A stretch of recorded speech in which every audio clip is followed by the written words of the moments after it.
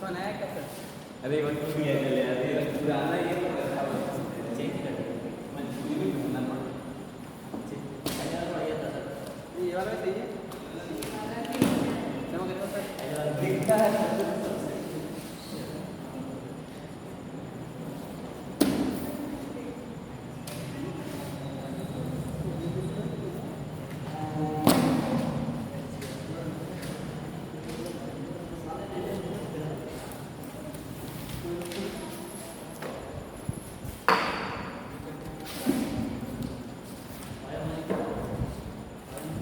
Bio पढ़ते पढ़ते bore नहीं हो गए? केमिस्ट्री पढ़ लेते हैं। हाँ ना, पढ़ता था। मैं पढ़ा दूँ केमिस्ट्री।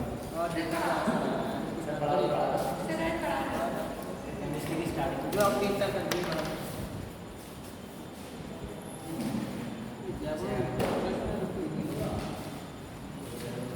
बेसिकली जो अभी चैप्टर तुम पढ़ने जा रहे हैं वो बायो है ही नहीं, केमिस्ट्री है बेसिकली। बायो मॉलिक्यूल्स यानी जैव अणु जो है केमिस्ट्री का ही है, बट थोड़ा सा प्रॉस्पेक्ट अलग है। तुम लोग होपफुली 12th क्लास में केमिस्ट्री में भी पढ़ोगे ये चैप्टर, हाँ तो केमिस्ट्री का बट थोड़ा सा प्रॉस्पेक्ट अलग होता है यहाँ पे वहाँ से। मैक्सिमम चीज़ें सेम है। चैप्टर 9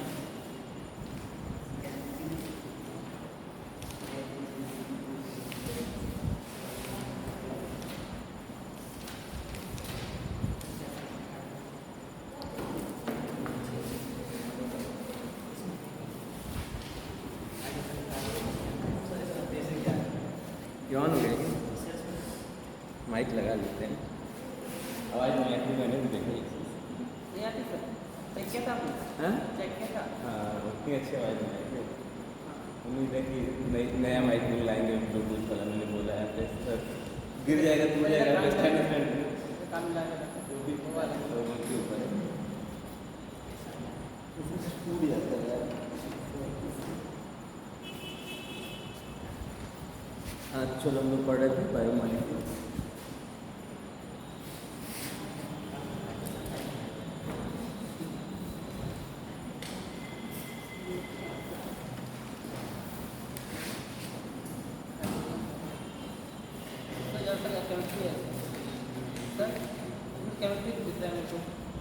मैक्सिमम चीज़ें केमिस्ट्री है 80%। बस थोड़ा सा हम लोग को कहीं कहीं कुछ पॉइंट्स ऐसे देखेंगे जो हम लोग को केमिस्ट्री में नहीं पढ़ाया जाए। बाकी पूरा चैप्टर रिपीट होगा। दैट मीन्स केमिस्ट्री का एक चैप्टर यहाँ लगभग हो जा रहा है। एक आध दो चार रिएक्शंस वहाँ पे एडिशनल हो सकता हो, अदरवाइज नहीं होगा। बॉन्ड वगैरह इसमें नहीं दिया है एनसीईआरटी में। दिया है थोड़ा बहुत दिया, बहुत बेसिक दिया है। वहाँ पे केमिस्ट्री में जो पढ़ेंगे तो ग्लाइकोसिडिक बॉन्ड वगैरह कैसे बनता है, कैसे फॉर्म होता है, वाटर कैसे निकलता है, सब देखते हैं। बट हाँ, ये चैप्टर है बेसिकली, इसको ना बायोमॉलिक्यूल्स यहाँ पे बोलते हैं। ऐसे जनरली बायोकेमिस्ट्री नाम से ही ये फेमस है।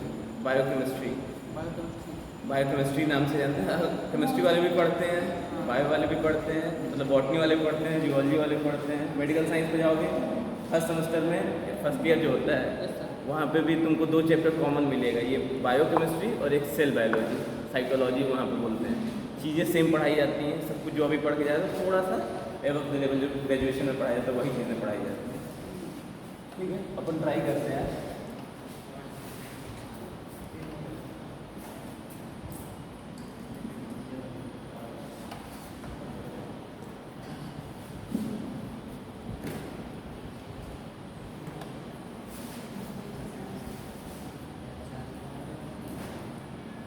बायोमॉलिक्यूल होता है, इसके डेफिनेशन से नोट करते हैं। बायोमॉलिक्यूल होता है 99% जगह इसका जो डेफिनेशन है गलत दिया है, इवन एनसीईआरटी में गलत दिया है। ठीक है, तो बायोमॉलिक्यूल का डेफिनेशन एनसीईआरटी में दिया है, बिल्कुल गलत है, तो उसको वहाँ पे सही कर लेना है। तो कोई भी ऑर्गेनिक कंपाउंड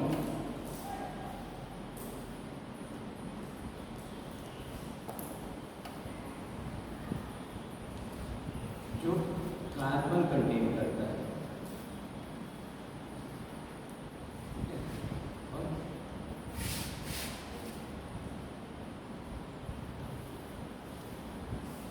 ऑर्गेनिज्म भी अंदर प्रेजेंट है,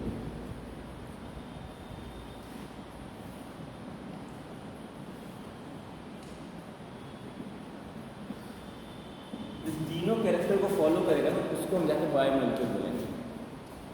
कहीं पे लिखा होगा जितने ऑर्गेनिक कंपाउंड होते हैं सारे के सारे बायोमॉलिक्यूल, गलत है। कहीं लिखा होगा जितने कार्बन कंटेनिंग कंपाउंड होते हैं सारे के सारे बायोमॉलिक्यूल, गलत है।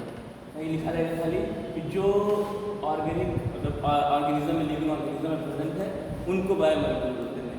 ये तीनों क्राइटेरिया जो फुलफिल करेगा उसी को हम लोग बायोमॉलिक्यूल बोलते हैं, ठीक है। दैट मीन्स अगर बोले एनसीईआरटी में लिखा है कार्बन कंटेनिंग, ठीक है, कार्बन कंटेनिंग CO2, क्या ये बायोमॉलिक्यूल है? नहीं है ना। कार्बन डाइऑक्साइड बायोमॉलिक्यूल तो नहीं है। बायोमॉलिक्यूल का पहला चीज तो ये ऑर्गेनिक होना चाहिए। CO2 ऑर्गेनिक है? नहीं, ये तो इनऑर्गेनिक। कार्बनिक और अकार्बनिक जो होते हैं हिंदी में बोलते हैं, तो ये कार्बनिक है अकार्बनिक है? इनका गैस इनऑर्गेनिक। हाँ, गैस है गैस। गैस लिक्विड हो तो उसके फेजेस की बात कर रहे हैं। दो होते हैं ना, सर ये इनऑर्गेनिक। दो होता है ना, एक इनऑर्गेनिक और एक ऑर्गेनिक, ठीक है। तो CO2 क्या होगा? ऑर्गेनिक होने पर ही हमारे बॉडी में तो मिलता है CO2, मिलता है कि नहीं मिलता है? हमने पढ़ा है जब हम माइटोकॉन्ड्रिया के अंदर एनर्जी का प्रोडक्शन होता है तो उस टाइम क्या होता है तुम्हारा? CO2 रिलीज होता है ना। वही CO2 हम जब रिलीज करते हैं, हमें याद है ना कि अभी हम लोग पढ़ेंगे सिस्टम, जब हम रेस्पिरेशन सिस्टम पढ़ेंगे उसमें देखेंगे हम लोग ऑक्सीजन लेते हैं और कार्बन डाइऑक्साइड रिलीज करते हैं, बाहर निकालते हैं। तो कार्बन डाइऑक्साइड तो प्रेजेंट है ना हमारी बॉडी में, बट ये क्या है? ऑर्गेनिक तो है नहीं, ये बायोमॉलिक्यूल नहीं होगा। तो यहाँ पे एनसीईआरटी की डेफिनेशन जिस जगह है उसको लिखा है कार्बन कंटेनिंग। जितने होंगे सबको हम बोल देंगे, जो लिविंग ऑर्गेनिज्म के अंदर प्रेजेंट होंगे कार्बन कंटेनिंग होंगे उनको हम बोल देंगे बायोमॉलिक्यूल नहीं। CO2 इसमें नहीं है, तो इसलिए तीसरी पे ऑर्गेनिक होना जरूरी है। क्या होना जरूरी है? ऑर्गेनिक होना जरूरी है, कार्बन कंटेन करना जरूरी है और लिविंग ऑर्गेनिज्म में प्रेजेंट होना जरूरी है, लिविंग सेल में प्रेजेंट होना जरूरी है। कहीं मैंने देख रहा था कुछ लोगों ने मिनरल किसी किताब में लिखा था, मिनरल को इन्होंने लिख दिया था कि ये बायोमॉलिक्यूल नहीं है। मिनरल तो इनऑर्गेनिक है यार, पूरा कहानी पलट दिया है। तो हम लोग देखेंगे बस, लेकिन पहला डेफिनेशन क्लियर होना चाहिए कि बायोमॉलिक्यूल का डेफिनेशन क्या होता है। जैव अणु किसे कहेंगे? जैव अणु की पहली डेफिनेशन नाम से ही पता चला, जैव मतलब कि लिविंग में प्रेजेंट होना चाहिए, लिविंग ऑर्गेनिज्म में पाया जाना चाहिए। दूसरा कार्बन कंटेनिंग होना चाहिए और तीसरा ऑर्गेनिक होना चाहिए।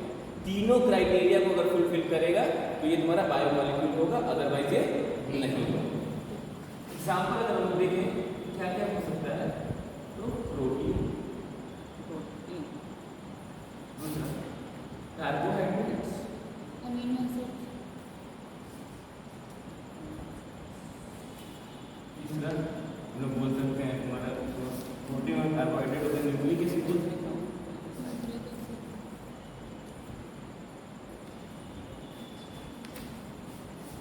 लिपिड बोल सकते हैं।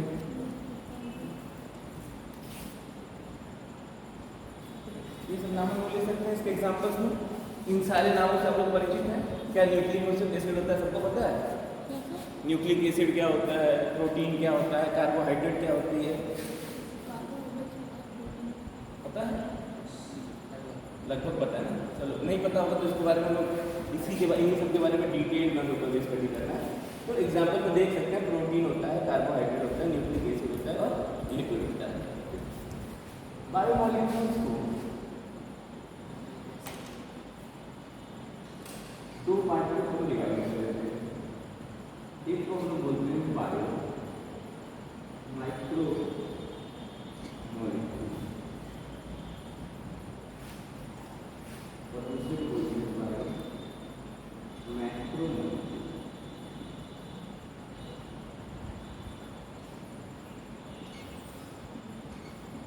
तो बोलते हैं बायो माइक्रो मॉलिक्यूल और इसको बोलते हैं बायो मैक्रो मॉलिक्यूल। दो ये डिपेंड करता है तुम्हारा अगर 8 से लेके 18 से लेके 800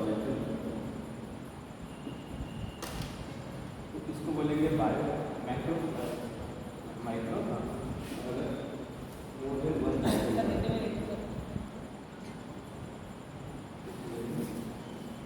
डाल्टन मतलब इसका वेट है, ये वेट की बात कर रहे हैं। अगर 18 से 800 डाल्टन के बीच में रहेगा तो इसको हम लोग बोलेंगे बायो माइक्रो। माइक्रो यहाँ पे आई है, माइक्रो यहाँ पे मैक्रो है। ये दो वर्ड अलग अलग है, दोनों वर्ड को ध्यान रखना। अगर माइक्रो है तो 18 से 800 डाल्टन के बीच में होगा, और अगर मोर देन 1000 डाल्टन है तो ये इसको हम क्या बोलेंगे, बायो मैक्रोमोलिक्यूल। सर 800 से लेके 1000 के बीच का नहीं होता होगा, जनरली सब इसी के अंदर आ जाते हैं, 1000 से ऊपर वाले को उसमें रखते हैं, बट डेफिनेशन में ये लिखा है तो हम ये लिखते हैं, ठीक है। जो डेफिनेशन में दिया हुआ है वो चीज़ हम लिखते हैं, बाकी अदर चीज़ हम नहीं ध्यान देंगे। क्वेश्चन आया हुआ है डिवाइस में, इसलिए ध्यान देना, क्वेश्चन आ चुका है नेक्स्ट में। अब देखो बायो माइक्रोमोलिक्यूल्स में कौन कौन होते हैं, अभी तुमको समझ में आ जाएगा चीज़ें। यहाँ पे प्रोटीन लिखे हैं हम, तो प्रोटीन तुम्हारा आता है बायो मैक्रोमोलिक्यूल, प्रोटीन किसमें है, बायो मैक्रोमोलिक्यूल। वहीं प्रोटीन का जो छोटा पार्ट होगा, जिससे प्रोटीन बनी होगी, जिसको हम लोग अमाइनो एसिड या अमाइनो अम्ल बोलते हैं, उसको हम लोग अमाइनो। कितना वेट होगा?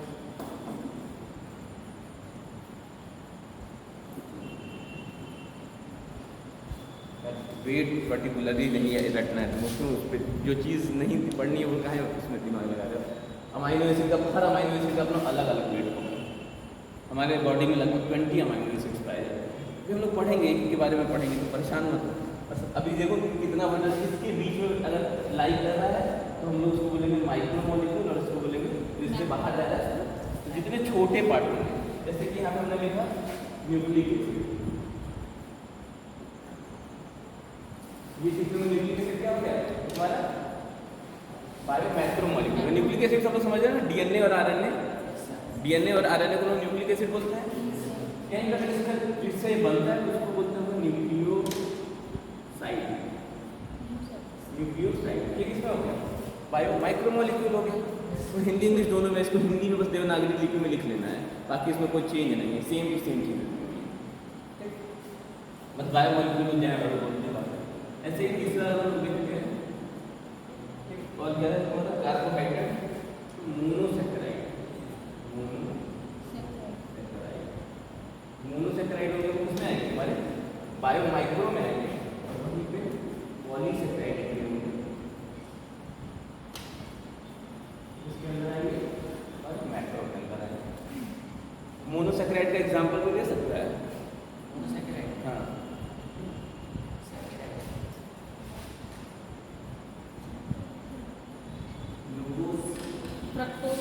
Fructose, maltose, sorry maltose disaccharide है, गैलेक्टोज, ठीक है, ग्लूकोज हो गया हमारा, गैलेक्टोज हो गया, फ्रक्टोज हो गया, ये सब क्या है मोनोसैकेराइड के एग्जांपल। सुक्रोज मोनोसैकेराइड नहीं, सुक्रोज पॉलीसैकेराइड है, सॉरी सुक्रोज हाँ डाइसैकेराइड है, सुक्रोज डाइसैकेराइड है, स्टार्च जो है पॉलीसैकेराइड है, नहीं मोनोसैकेराइड नहीं है। अभी हम लोग सुक्रोज डाइसैकेराइड है, बनता है तुम्हारा ग्लूकोज प्लस फ्रक्टोज से एडिशन से। दो चीज़ें होती है, ग्लूकोज प्लस फ्रक्टोज आपस में ऐड होते हैं तो बनाते हैं सुक्रोज। ठीक है, कोई दिक्कत नहीं। अब इतना समझ में आया कि नहीं आया कि बायो माइक्रोमोलिक्यूल। अच्छा एक एक्सेप्शन है यहाँ, एक एक्सेप्शन है, एक होता है बायो माइक्रोमोलिक्यूल पर वो बिहेव करता है तुम्हारा मैक्रोमोलिक्यूल की तरह।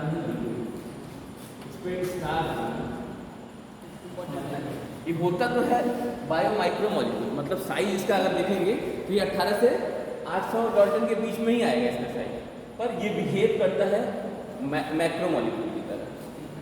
कैसे करता है अभी हम बता रहे हैं उसका देखिए। अभी हमको अब ये पता करना है कि कौन सा बायो माइक्रोमोलिक्यूल होगा और कौन सा बायो मैक्रोमोलिक्यूल होगा। इसके लिए एक एक्सपेरिमेंट दिया हुआ एनसीईआरटी में, वही एक्सपेरिमेंट देखेंगे। उसमें करते क्या है एक्सपेरिमेंट में, कोई भी सेल ले लिए, कोई टिश्यू की सेल ले लिए, कोई प्लांट की सेल ले लिए, लीवर उठा लिए, किसी का निकाल लिए, काट लिए, कोई भी सेल। लीवर मतलब ह्यूमन का नहीं, लीवर तो क्या कहते हैं तुम्हारे चिकन और मटन में भी तो मिलता है लीवर, वहाँ से लीवर उठा लिए। भाई अपना ही क्या सोचते हो कि हमारा काटने वाला है। तो वो निकाले, मोटार एंड पेस्टल सुना होगा सबने, क्या मोटार एंड पेस्टल नहीं सुना है? वो दुकानें देखी हैं जो सड़क के किनारे लिखी होती हैं, औषधि की कौन सी बंजारे सब लगाते हैं, औषधि बेचते हैं। यस कोई भी बीमारी जड़ से खत्म करे, लिखा रहता है। उनके बाहर एक कटोरा जैसा पत्थर या कटोरा जैसा कुछ बना होता है, ऊपर पीसने वाला कुछ रहता है, उसी को मोटार एंड पेस्टल बोलते हैं। ठीक है,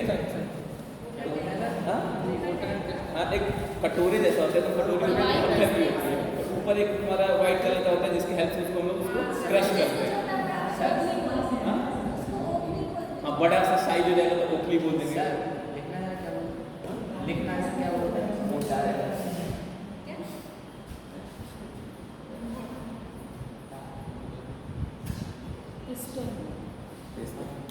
अब देखो इसका काम क्या करते हैं, कटोरा है, मान लो ये कटोरा है, ये तुम्हारा हो गया और इसमें ये अपने ओखली की तरह। अब इसको हमको क्या करना है, जो टिश्यू लिए उसको क्रश करना है। तो उसको हम लोग बहुत जोर से ऐसे पीसते हैं, मिक्सी में नहीं डालते हैं। यहाँ पे आजकल मिक्सर आ गया, तो हर जगह मिक्सर नहीं है। हम लोग एक्सपेरिमेंट में मिक्सर में डालेंगे तो मिक्सर क्या करेगा, सारे हमारा डाई से मोड़ सटाई को तोड़ देगा छोटे छोटे, मतलब मोटा और क्रिस्टल में ही हम लोग उसको क्रश करते हैं जितना कम लगा सके। क्योंकि पत्थर का इसलिए जनरली जरूरी होता है क्योंकि दूसरा कोई केमिकल अगर स्टील करेगा तो रिएक्ट कर जाएगा उसके साथ। तो हम लोग पत्थर का लेते हैं कि उससे रिएक्शन ना हो और उसको क्रश करते हैं। क्रश करने के लिए हम लोग एक एसिड डालते हैं उसके अंदर। एसिड का नाम होता है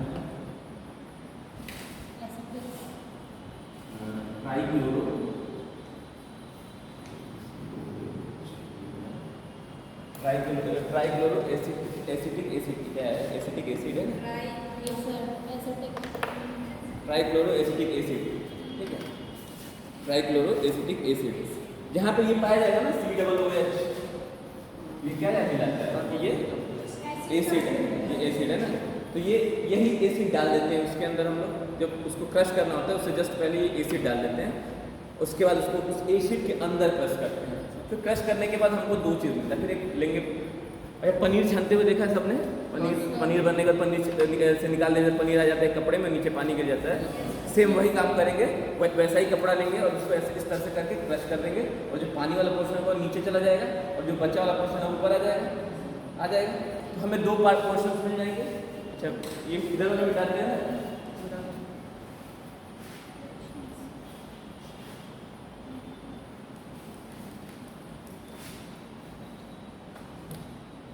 हमें दो पोर्शन मिलेंगे। एक को बोलेंगे हम लोग फिल्ट्रेट,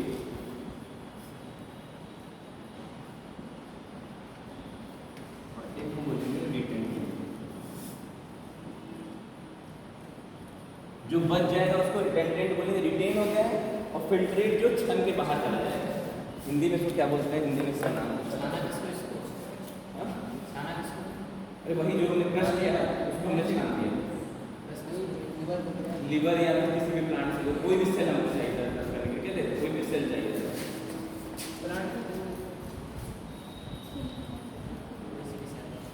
रिटेंडेंट को बोलते हैं धारी।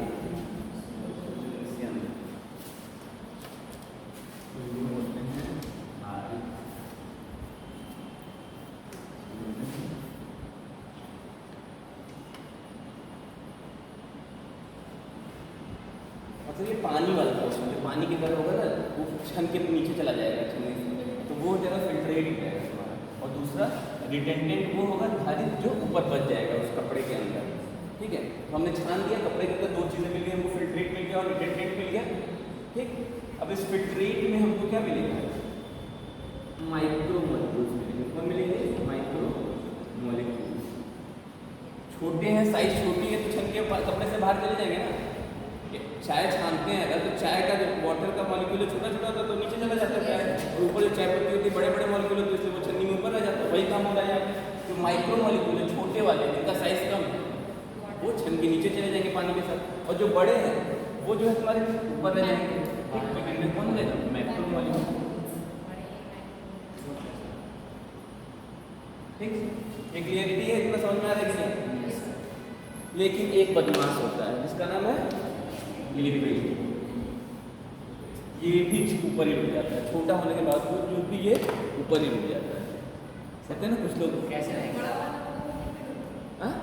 लिपिड होता है छोटा है, साइज उसकी कितनी है इसके अंदर आएगी। साइज के हिसाब से लिपिड को तुम इसमें रखो, साइज के हिसाब से लिपिड को तुम इसमें रखो, लिपिड को इसमें रखो। सही है कैसे क्या ऊपर, ऊपर है कैसे क्या बता रहे हैं, वो सब बताएंगे। लेकिन वो साइज के हिसाब से वो बायो माइक्रो मॉलिक्यूल होता है, पर जब हम लोग छानते हैं छन्नी से तो वो इधर आ जाता है, इसमें आ जाता है। तो भाई क्वेश्चन क्यों आ जाता है भाई, है ना क्वेश्चन। तुम लोग को उसका आंसर पता है, जो सेल वाला चैप्टर पढ़ा है उसका आंसर पता है। लिपिड का स्ट्रक्चर कैसा होता है, याद है किसी को? सेल में हम लोग फॉस्फोलिपिड का स्ट्रक्चर बनाते हैं, है ना? कुछ याद है? हाँ, एक सर होता है और 2 पैर होते हैं, है ना? कुछ ऐसा था, polar non polar, polar head होता है, नॉन पोलर टेल होती है, याद है? एक को बोलते थे हाइड्रोफोबिक, एक को बोलते थे हाइड्रोफिलिक। एक पानी से प्यार करता था, एक पानी से डरता था। तो जो डरता था वो क्या करता था? पूछ, दोनों पूछे क्या थे, आपस में मिल जाती थी। यही सेम काम होता है। अभी देख लेते हैं, जिसको नहीं समझ में आ रहा, बहुत लोग कह रहे हैं क्या हो रहा है ये। देखो, लिपिड का स्ट्रक्चर इस तरह होता है, ठीक? ये एक लिपिड का स्ट्रक्चर है, एक इसका सर है, सर जो है वो पोलर है, और जो इसके टेल है वो कैसे है? नॉन पोलर है। पोलर है, ये कैसा है? हाइड्रोफिलिक है। हाइड्रोफिलिक है। हाइड्रो मतलब क्या होता है? वाटर, किसी को दिक्कत। और फिलिक का मतलब क्या होता है? लव। जो क्या पानी से प्यार करे उसको क्या बोलेंगे? हाइड्रोफिलिक। और ये नॉन पोलर होता है, कैसा होता है? Hydro plus phobic. हाइड्रो का मतलब क्या होता है? वाटर। फोबिक का मतलब फोबिया सुना है? इनको पानी से फोबिया है, इनको अंधेरे से फोबिया, सुना है ना? तो इनको क्या बोलते हैं? डर, हेट। डर बोल दो या हेट बोल दो। तो जो पानी से हेट करते हैं, पानी से दूर भागते हैं, वो क्या होते हैं? हाइड्रोफोबिक। ये होता है तुम्हारा किसका? ये हम लोग बना रहे किसका है? लिपिड का। ठीक? अब क्या होगा? ये लिपिड जब ऐसा कंडीशन में है कि ये पानी से भागेगा ना भाई, तो पानी से भागेगा तो पानी से बचने के लिए कुछ तो करेगा। तो जनरली लिपिड क्या होता है? अकेला नहीं प्रेजेंट होता है, ये एक ग्रुप बना लेता है। वो ग्रुप किसी भी तरह हो सकता है। ग्रुप ऐसे हो सकता है, जैसे बाइलेयर फॉर्म में, या इस तरह हो सकता है, इसको हम बाइलेयर फॉर्म बोलते हैं,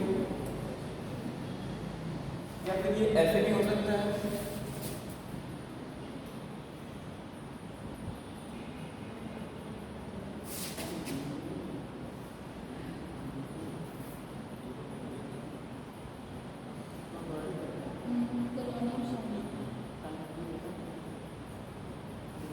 भी हो सकता है भाई। इनको करना क्या है? पैर बचाना है अपना, इनका पैर नहीं गिरना चाहिए, क्योंकि उनको पानी से डर लगता है। इनको लगता है पैर में पानी पड़ेगा तो पैर कट जाएगा। होता है ना, कुछ लोग पानी से नहाने से भागते हैं, इनको लगता है पानी शरीर में पड़ेगा तो शरीर कट जाएगी, तो ऐसे इनको पैर अपने पैर पड़े पानी से बचाते हैं। तो ये इस तरह का स्ट्रक्चर बना सकते हैं, जिसमें सर इधर, ये सर इधर, बीच में पैर, पानी उसमें दूसरा स्ट्रक्चर ये गोला बना सकते हैं। ठीक है, पानी इनके अंदर नहीं जाएगा। अब इतना बड़ा मॉलिक्यूल अगर इससे फिल्ट्रेट से पार कराने की कोशिश करेंगे, पार कर पाएगा?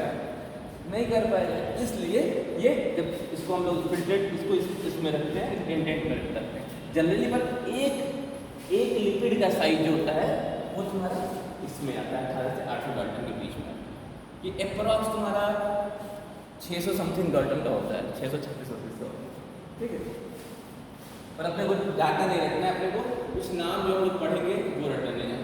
जैसे नाम क्या रखना है? यहाँ पे इस एसिड का नाम रखना है, इम्पॉर्टेंट।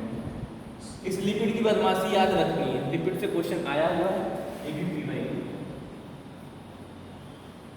ये भी PYQ। ठीक है, तो पूछेगा क्वेश्चन, ऐसा नहीं देगा कि लिपिड क्या है, मैक्रोमोलिक्यूल है, माइक्रोमोलिक्यूल है। पूछेगा कि लिपिड क्या कहते हैं, अगर हम लोग लिपिड को तोड़ते हैं, मतलब मोटार पेस्ट का यूज करके अगर हम लोग छानते हैं, तो ये किस में आएगा? रिडंडेंट में आएगा या फिल्ट्रेट में आएगा? क्वेश्चन ये पूछेगा, तो आपको याद रखना है। और रीज़न भी हो सकता है, मैं भी पूछेंगे, बोल दें कि ये रिडंडेंट में आएगा, इसके क्या रीजन है? 4 स्टेटमेंट दे दिए, जो सही स्टेटमेंट में पहचान जाएंगे। सही स्टेटमेंट यही होगा कि वो हमेशा सिंगल नहीं रहते, वो ग्रुप में रहते हैं। और ग्रुप में क्यों रहते हैं? बिकॉज वो उनका जो पैर वाला पोर्शन होता है, जो कि टेल होती है, जिसको बेसिकली टेल बोलते हैं, टेल वाले पोर्शन होते हैं हाइड्रोफोबिक होते हैं। क्या होते हैं? हाइड्रोफोबिक होते हैं, पानी से डरते हैं, इसलिए वो एक ग्रुप बना लेते हैं जिसमें अपने पैर को छुपा लेते हैं। क्लैरिटी है?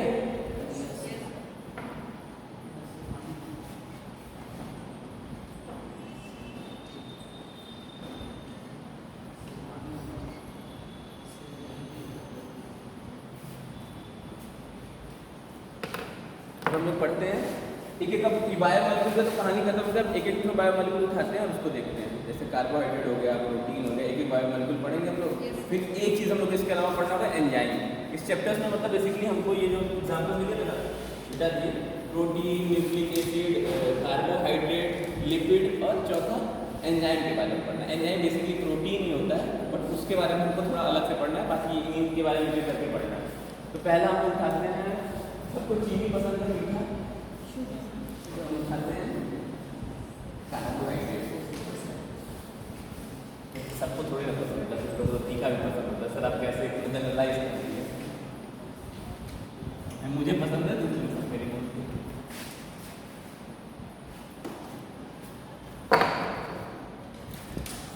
पढ़ते हैं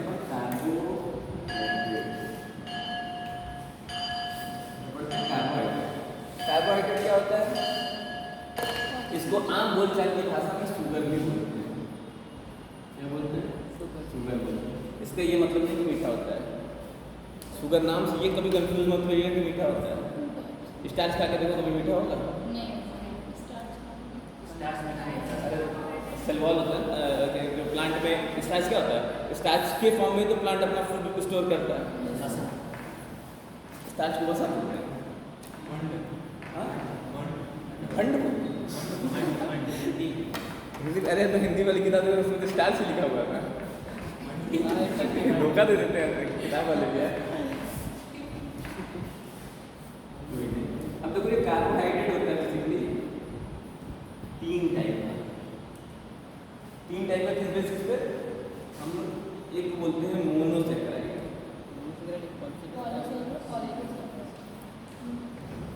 दूसरे को बोलते हैं ऑलिगोसैकेराइड।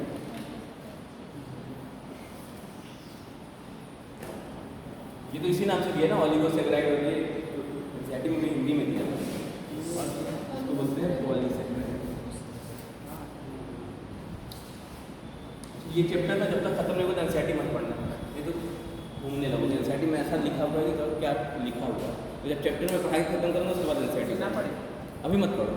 जब ये पढ़ा लेंगे जो पार्ट इधर उधर से पढ़ाएंगे, ताकि तुम्हें ऐसे दिया है 2 लाइन इधर दिया है 2 लाइन उधर दिया है, हो जाओगे परेशान। रहे दिया गया है बहुत गंदे तरीके से चैप्टर में रिप्रेजेंट किया है, तो एक बार चैप्टर खत्म हो जाए उसके बाद करना। अभी जो हम क्लास में पढ़ाएंगे उसी को समझाने में रिवाइज करना। चाहते नहीं बच्चे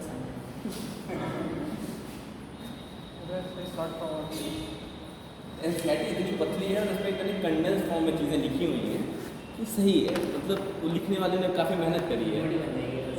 हाँ, हमारे प्रोफेसर हैं उन्होंने लिखी है, तो एनसीईआरटी पूरा नहीं कर सकता। मेरे बहुत क्लोज, मतलब बहुत अच्छे प्रोफेसर हैं, हम लोग को माइक्रोबायोलॉजी पढ़ाया करते थे बीएचयू। उन्होंने वो भी एक मेंबर है, एक आदमी नहीं लिखा है ना एनसीईआरटी, बहुत सारे लोग। एलसी राय जेपी गौड़ नाम देखा होगा, दोनों में से एक का नाम होगा। पुराने वाले तो दोनों का, तो नए वाले में सीएच का होगा। जेपी गौड़ है, एलसी राय का एक का नाम होगा। तो ठीक है, एलसी राय वो हमको माइक्रोबायोलॉजी पढ़ा देते जब हम लोग कॉलेज में। बहुत अच्छे टीचर, मतलब यहाँ इंडिया के नहीं, वो वहाँ से पढ़ गए थे, MIT से पढ़ गए थे, Massachusetts institute of technology US से। बंदे में दम था, छोटा ही था, हाइट इतनी बड़ी थी, पर क्लास में आके 150 क्लास बच्चों की क्लास में एकदम पिन ड्रॉप साइज, इसको एक आवाज़ नहीं निकालता। और बड़े बड़े टीचर हैं, बच्चे अल्लाह करने माने तो फर्क नहीं पड़ता है। बट वो बंदा नहीं, उसकी पर्सनालिटी कुछ नहीं थी, डर नहीं है बच्चे, तो इतना अच्छा पढ़ाते थे कि फिर कई बार देखने का मन ही नहीं करता, 5 साल पढ़ा रहा है। उनकी क्लास फुल होती थी, बाकी क्लास में प्रॉक्सी लगती थी। बोलते कुछ टीचर्स ऐसे होते हैं। देखो मोनोसैकेराइड होता है 3 से 7 कार्बन का बना होता है। कैसा होता है?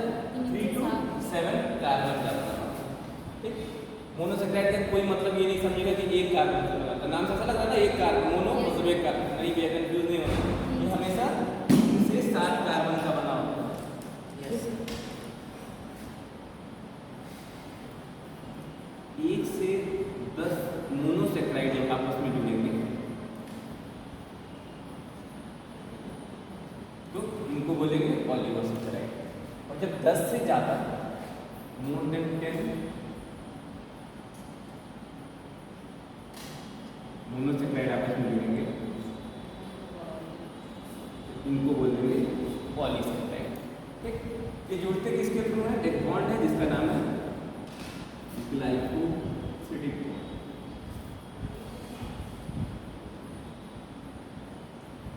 मतलब 2 मोनोसैकेराइड को आपस में जोड़ने वाले बॉन्ड को कहते हैं ग्लाइकोसिडिक बॉन्ड।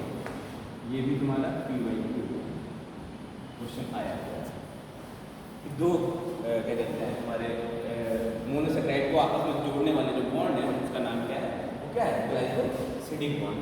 अपन पढ़ेंगे कैसे बनता है, बस अभी नाम ध्यान रखें, ग्लाइकोसिडिक बॉन्ड होता है।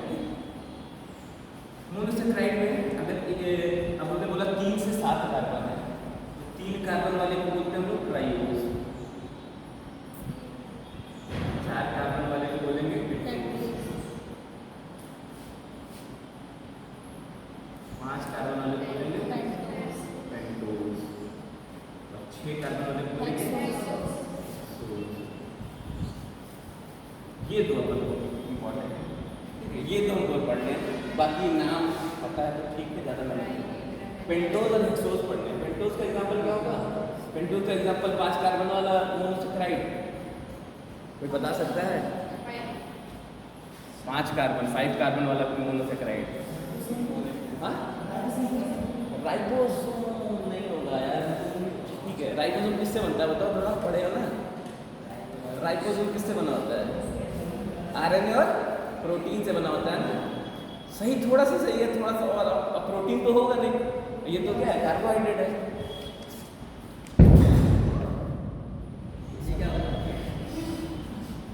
भूकंप आ गया,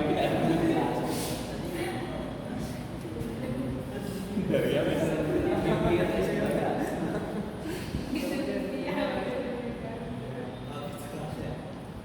पेंटोस शुगर होते हैं, इसमें डीएनए में पाए जाते हैं, जैसे राइबोस एग्जाम्पल क्या होता है? राइबोस शुगर और डीऑक्सीराइबोस शुगर, दोनों इसके एग्जाम्पल होते हैं, दोनों में 5 कार्बन। अभी पढ़ेंगे, अभी ऐसे में थोड़ा थोड़ा बताते चलो, जब बड़े बड़े एग्जाम्पल स्ट्रक्चर बनाएंगे तो ठीक है, कुछ सुना हुआ है, ठीक है। तो राइबोस शुगर क्या होता है? किसमें पाया जाएगा राइबोस शुगर? ये मतलब डीएनए में पाया जाएगा राइबोस शुगर। डीएनए का फॉर्म क्या होता है? Deoxyribose sugar. और आरएनए क्या होता है? आरएनए बोलो ऐसे, तो राइबोस शुगर क्या होता है? 5 कार्बन का बना होता है। तो इसमें पेंटोस और हेक्सोस का एग्जांपल अभी चिल्ला रहे थे हम लोग, हेक्सोस का एग्जांपल 6 कार्बन वाला ग्लूकोज हो गया, और माल्टोज नहीं, सुक्रोज भी नहीं होगा। अरे भाई तुम लोग कहाँ है? डाइसल्फाइड का नाम है बेंजीन भी,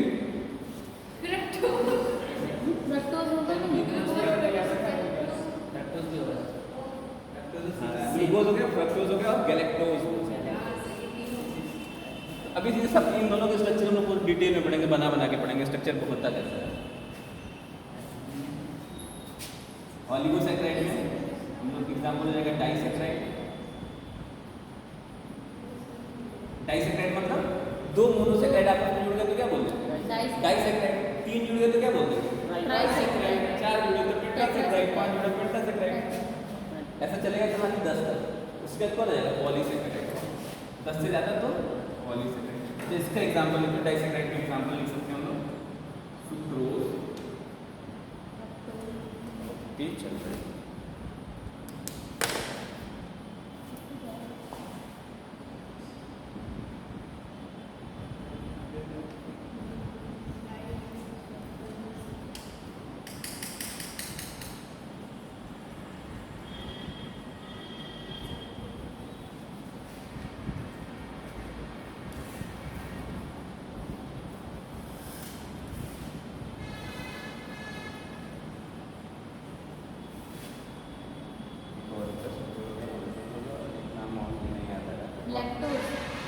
लैक्टोज तो तुम्हारा नहीं होगा, लैक्टोज तो बड़ा है, डाइसैकेराइड का एग्जाम्पल मिल जाएगा।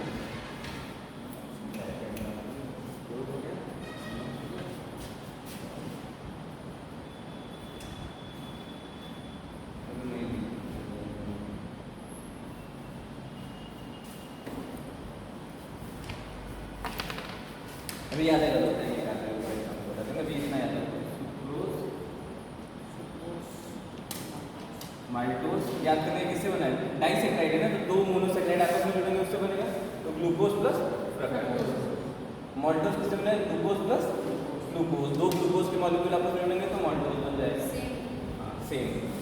पॉलीसैकेराइड देखो 2 टाइप का होता है, एक को बोलते हैं होमोपॉलीसैकेराइड,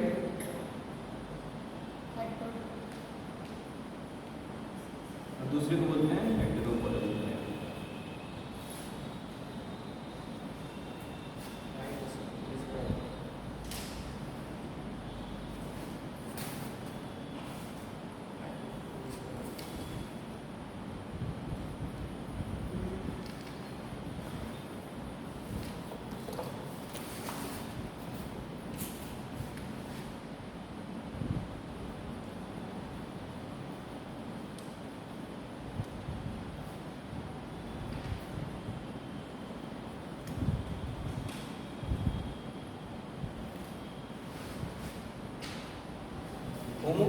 मतलब एक जैसे मॉलिक्यूल से मिलकर बने हैं, ठीक है, तो उसको बोलेंगे हम लोग होमोपॉलीसेकेराइड। सारा काला काला है तो होमो, हेट्रो अलग अलग टाइप, कई टाइप के से मिलकर बनेंगे तो उसको बोलेंगे हेट्रोपॉलीसेकेराइड, ठीक है। नाम समझ में आ रहा है? होमो मतलब एक जैसे, हेट्रो मतलब एक से कई टाइप के, मोर देन वन टाइप, ठीक। हिंदी में भी हेट्रो होमो ही लिखा हुआ है, एनसीईआरटी में लिखा हुआ है। तो हेट्रो पॉलीसेकेराइड और होमो पॉलीसेकेराइड। अब होमो पॉलीसेकेराइड भी दो टाइप का होता है, एक को हम लोग यूज कर सकते हैं एज ए स्टोरेज और दूसरे को बोल सकते हैं हम लोग एज अ स्ट्रक्चर। मतलब पॉलीसेकेराइड बेसिकली दो तरह का काम कर सकता है, कि स्टोरेज में काम कर सकता है। तो स्टोरेज में कौन कौन सा एग्जाम्पल है स्टोरेज का? स्टोरेज का एग्जाम्पल तो बता सकते हो ना तुम लोग? वाटर। कैसे? ये पॉलीसेकेराइड की बात हो रही है। सुक्रोज में स्टोर होता है, प्लांट में किस फॉर्म में फूड स्टोर होता है? स्टार्च। इसका एग्जाम्पल क्या होता है स्टोरेज में? स्टार्च। ह्यूमन में किस फॉर्म में होता है? ग्लाइकोज। और एक और नाम लिखना, इन्यूलिन। इन्यूलिन, INULIN, इन्यूलिन, ठीक है, इन्यूलिन। इन्यूलिन कहाँ पाया जाता है? ये भी स्टोरेज है, डहेलिया प्लांट होता है ना, डहेलिया सबने नाम सुना होगा। तो डहेलिया प्लांट का रूट होता है, वहाँ पे जो फूड स्टोरेज होता है वो in the form of inulin होता है। तो आगे ब्रैकेट में लिख लेना dahlia root. Dahlia root, dahlia plant का जो डहेलिया पौधा का नाम सुना है ना? डहेलिया का फूल नहीं सुना है? डहेलिया का फूल होता है, तो उसका जो रूट होता है ना, वहाँ पे इन्यूलिन पाया जाता है। स्पेलिंग है INULIN, इन्यूलिन। इंसुलिन से कंफ्यूज मत होना, क्योंकि एक बार एग्जाम में कंफ्यूज कर चुका है। एग्जाम में पूछ दिया था, इंसुलिन के बारे में करेक्ट पूछा था और नाम लिख दिया था इन्यूलिन। लड़कों को लगा ये मिस प्रिंटिंग है, सब के सब मार के चले इन्यूलिन, लेकिन आंसर क्या था इसका? चौथे नंबर पर इंसुलिन लिखा हुआ था, पहले वाला बात नहीं। एक है जल्दी जनरेशन, हमारी जनरेशन बहुत जल्दी है, डिजिटलाइजेशन हो गया, हर चीज़ चाहते तुरंत हो जाए। ऐसे चुटकी बजाया स्विगी वाला खाना लेके आ गया, ऐसे चुटकी बजाया मिंत्रा से सामान आ गया। तो अभी सब जल्दी जल्दी वाले हो गए। पहले मूवी देखने को हॉल में जाते थे, अब अमेजन प्राइम में तुरंत मोबाइल खोला, मूवी देख लिया, नेटफ्लिक्स। हमारी जनरेशन क्या है? सुपर फास्ट वाला। तो सुपर फास्ट नहीं, यहाँ पे थोड़ा स्लो रहना पड़ेगा, पढ़ते समय कंसेप्ट को धीरे धीरे लेना है, ठीक है ना। और ऑप्शन चारों देखने हैं हमेशा, ये नहीं पहला ऑप्शन लगा तुम्हारा। कभी कभी क्वेश्चन ऐसा पूछता है ना, बेस्ट सेलेक्टेड ऑप्शन, मतलब चार में दो तीन ऑप्शन ऐसा है सब सही है, पर उसमें से सबसे बेस्ट कौन है उसको हमको करेक्ट मार्क करना है। जैसे हम लोग क्वेश्चन कर भी चुके हैं ऐसे यहाँ पे।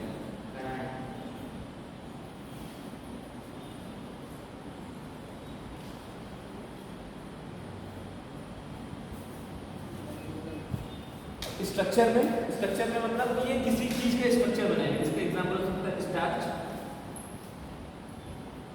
हो सकता है ना। स्टार्च क्या बनाता है?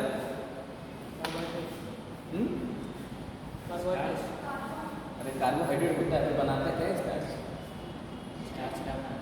ग्लूकोज बनाता है। अरे सॉरी, स्टार्च सेल्यूलोज में लिखा है, सेल्यूलोज काइटिन। दो नाम स्ट्रक्चर के फॉर्म लिख सकते हैं, सेल्यूलोज और काइटिन। सेल्यूलोज क्या बनाता है? क्या बनाता है सेल्यूलोज?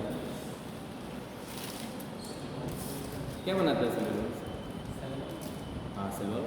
कॉन्फिडेंस हो यार, जब जानते तो डर गए आप। और काइटिन क्या बनाता है? ये भी सेल वॉल बनाता है। काइटिन किसका सेल वॉल बनाता है? हाँ, फंजाई का कवक का। और ये प्लांट का सेल वॉल बनाता है। ठीक, तो स्ट्रक्चर में क्या हो जाएगा? सेल्यूलोज और काइटिन। अब याद रहेगा ना, सेल्यूलोज और काइटिन किसमें आ रहा है? पॉलीसेकेराइड है। स्टार्च, इन्यूलिन, ग्लाइकोज जो है किसमें आ रहा है? पॉलीसेकेराइड में है ये सब, पांचों के पांचों। ठीक, हेट्रोपॉलीसेकेराइड का एक एग्जांपल याद कर लेना। इसका एग्जांपल है काइटिन, और नाम बनता है, बोलते हैं नाम और नाम।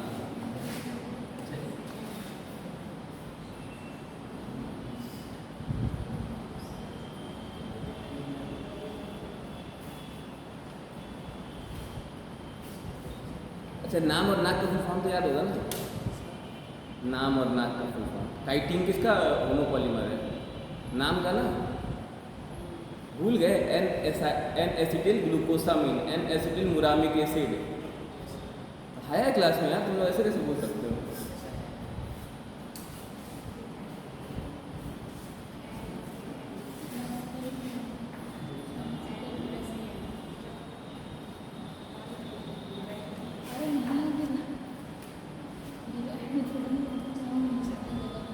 इतना समझ में आया कि नहीं?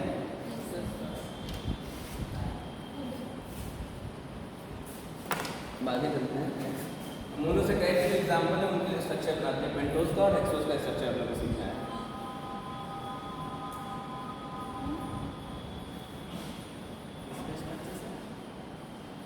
पेंटोज और हेक्सोज के एग्जाम्पल है, इसकी देखते हैं। इतना अभी तुम लोग से ये पूछा जाएगा कहाँ क्या होता है, ये तो समझ में आ जाएगा ना। मोनोसेकेराइड क्या होता है, पॉलीसेकेराइड क्या होता है, ओलिगोसेकेराइड क्या होता है, जिसके क्या एग्जाम्पल है। लर्न करते चलना। इस चैप्टर का एक थोड़ा सा डिमेरिट है कि इसमें रटना थोड़ा ज़्यादा है। रटना क्या करना है, थोड़ा ज़्यादा रटना है। अभी तुम डाइसेकेराइड का एग्जाम्पल क्या बताई थी? बताया था ना, मैंने बोला था नहीं होता है ये। डाइसेकेराइड का एग्जाम्पल क्या बताया? लैक्टोज में लैक्टोज होता है डाइसेकेराइड का एग्जाम्पल, ठीक है। तो उसमें भी वो भी बनता है तुम्हारे ग्लूकोज और गैलेक्टोज से मिलकर बनता है। तो एग्जाम्पल अगर तुम लोगों को लिखने को मिल जाएगा मोनोसेकेराइड का एग्जाम्पल, क्या क्या लिखोगे मोनोसेकेराइड का एग्जाम्पल? मोनोसेकेराइड का एग्जाम्पल क्या लिखोगे? अभी रटा है ना, अभी याद करना, फिर याद करके चलो, घर पे जाकर घर पे याद करेंगे। मोनोसेकेराइड का एग्जाम्पल क्या है?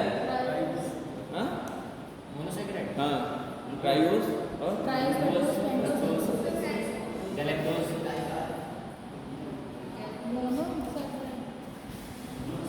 ट्राइओस, टेट्रोस, हेट्रोस, पेंटोस, ठीक है, पेंटोस,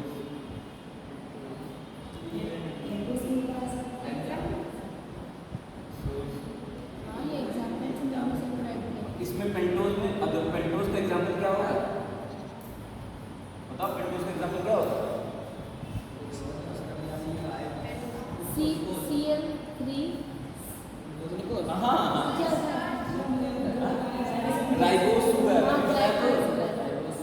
राइबोस शुगर C5, और डीऑक्सीराइबोस शुगर।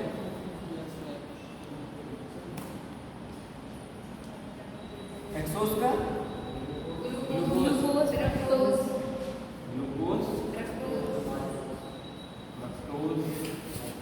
और गैलेक्टोज।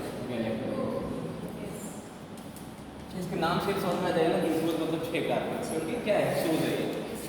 क्वेश्चन कभी कभी डायरेक्ट ऐसे पूछेगा क्योंकि sir the following is hexose, तो इनमें से अगर एक ऑप्शन दिया जाएगा तो पहचान लोगे ना, गैलेक्टोज हो या फ्रक्टोज हो या फिर ग्लूकोज हो, ये 6 कार्बन का है। राइबोस शुगर, डीऑक्सीराइबोस शुगर है तो ये 5 का है। अब तो हम लोग बनाते हैं इसका स्ट्रक्चर, किसका बनाएंगे? पहले राइबोस शुगर का।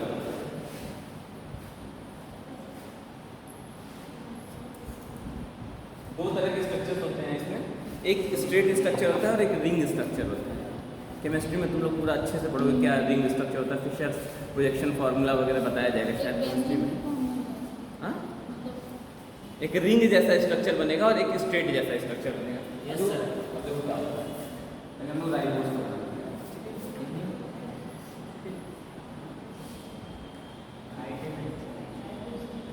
राइबोस में कितने शुगर होते हैं, कितने कार्बन होते हैं? 5 ना।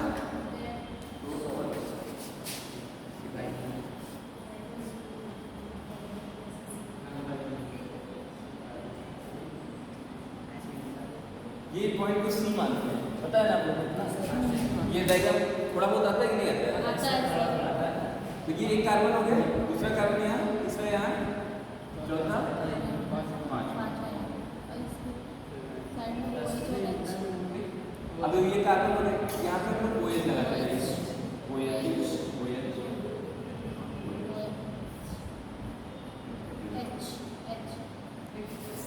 इस साइड में H,